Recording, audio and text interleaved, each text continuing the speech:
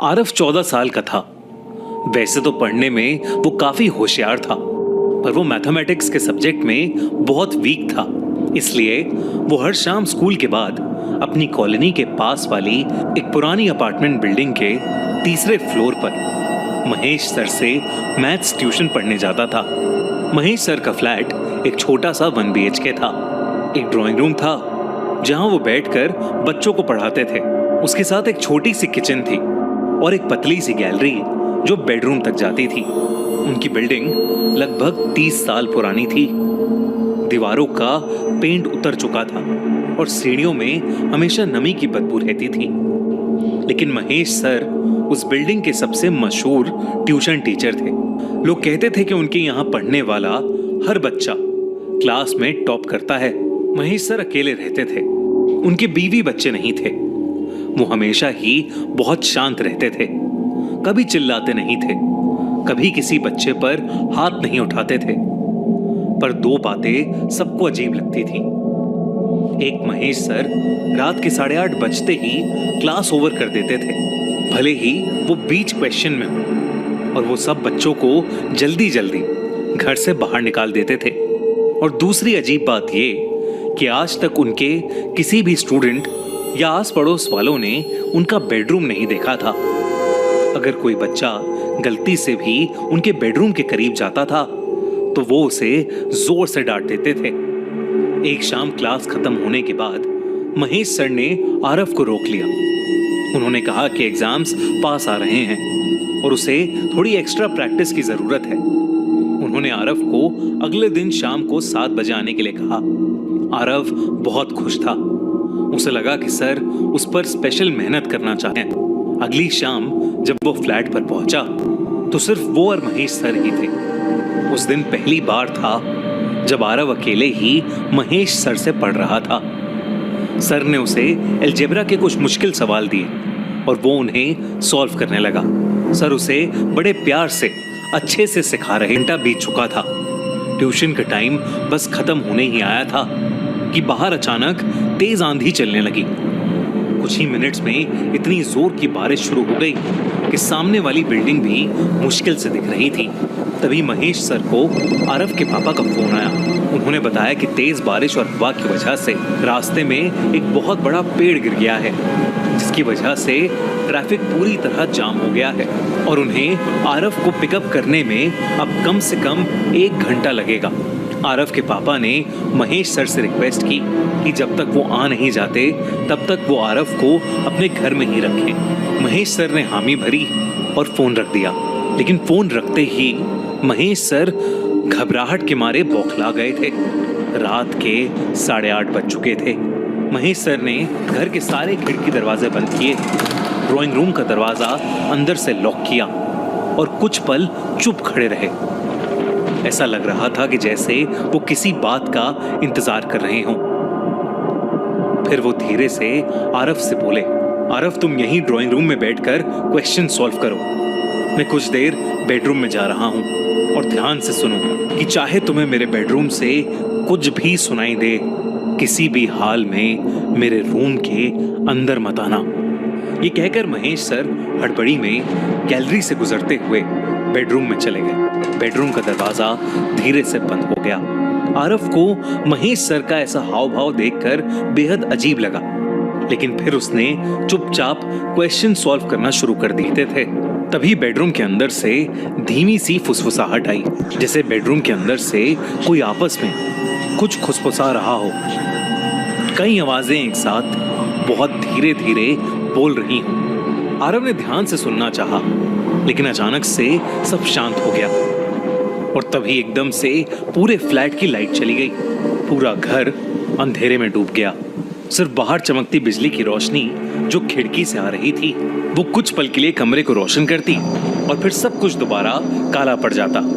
तभी महेश सर के बेडरूम का दरवाजा अपने आप खुल गया।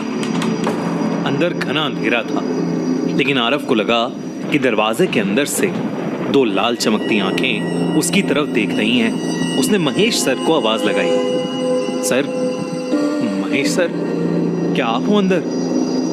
अब धीरे धीरे वो लाल आंखें बढ़ती जा रही थीं। 2 से 4, 4 से 8 और 8 से 16। तभी एक तेज बिजली कड़की और उस बिजली की चमक में आरव ने बेडरूम के अंदर कुछ ऐसा देखा जिसे देखकर वो सुन पड़ गया। बेडरूम के अंदर आरव को अपनी उम्र के ही कई सारे बच्चे दिखे। उन सब की आंखें एकदम लाल थीं और चेहरे एकदम सफेद। वो सब बेहद डरावने लग रहे थे और बस आरव को ही घूरे जा रहे थे।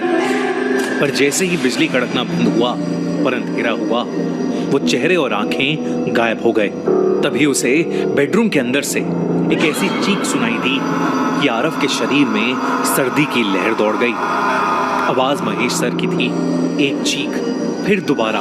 ऐसा लग रहा था कि महेश सर दर्द में चीख रहे हैं। आरव महेश सर की चेतावनी भूल गया और भागा भागा बेडरूम के अंदर चला गया। कमरे में सिर्फ मोमबत्तियां जल रही थीं। फर्श पर सफेद चौक से एक बड़ा सा गोला बना हुआ था। उस गोले के चारों तरफ पुरानी कपड़े की बनी छोटी छोटी पुतलियां रखी थीं। हर पुतली के गले में एक कागज बंधा था और कागजों पर अलग अलग बच्चों के नाम लिखे थे। कमरे के बीच महेश सर घुटनों के बल बैठे थे। उनके सामने एक लोहे की थाली रखी थी और उसमें काला खून जमा था। महेश सर अपनी उंगली से खून की बूंदें उस थाली में गिरा रहे थे और लगातार किसी अनजान भाषा में कुछ बोलते जा रहे थे। उनकी आवाज बिल्कुल बदल चुकी थी, भारी और बहुत अजीब सी, जैसे दो अलग अलग लोग एक साथ बोल रहे हों। ये सब देखकर आरव की चीख निकल गई। उसके चीखते ही महेश सर ने धीरे से अपना चेहरा उठाया और उन्हें देखते ही आरव की रूह कांप उठी। महेश सर का पूरा चेहरा सफेद पड़ चुका था और वो इतना भयानक लग रहा था कि जैसे महेश सर पर किसी आत्मा ने कब्जा कर रखा है। महेश सर ने आरव को गुस्से से देखा और फिर एक अजीब ढंग से हंसने लगे। फिर उन्होंने सामने रखी पुतलियों में से एक पुतली उठाई। उसके गले में जो कागज लटका था उस पर लिखा था आरव। ये देखते ही आरव इतना डर गया कि वो सीधा कमरे से बाहर भागा। महेश सर एक झटके से खड़े हो गए और वो आरव की तरफ आने लगे, लेकिन उनकी चाल किसी इंसान जैसी नहीं थी। ऐसा लग रहा था कि जैसे वो हर कदम किसी और की मर्जी से उठा रहे हों। आरव ने बिना पीछे देखे जल्दी से घर के दरवाजे की कुंडी खोली और सीधा सीढ़ियों की तरफ दौड़ पड़ा। बारिश की वजह से सीढ़ियों पर पानी जमा हो गया था और भागते हुए आरव सीढ़ियों से नीचे गिर गया और बेहोश हो गया। कुछ देर बाद आरव की आंख खुली तो वो हॉस्पिटल में था। उसके पापा और मम्मी उसके पास खड़े थे। उसने अपने साथ हुआ पूरा किस्सा उन्हें बताया। जब ये सब चेक करने आरव के पेरेंट्स पुलिस के साथ महेश सर के फ्लैट में गए तो फ्लैट का दरवाजा पहले से ही खुला हुआ था। पुलिस सीधा बेडरूम के अंदर गई। पूरा बेडरूम बिल्कुल वैसा ही था जैसा आरव ने बताया था। एक बड़ा सा चौक का गोला और चारों तरफ मोमबत्तियां और पुतलियां। उन पुतलियों में कई सारे बच्चों के नाम लिखे कागज मिले। वो सब नाम करीब 10 साल पहले गायब हुए बच्चों के थे।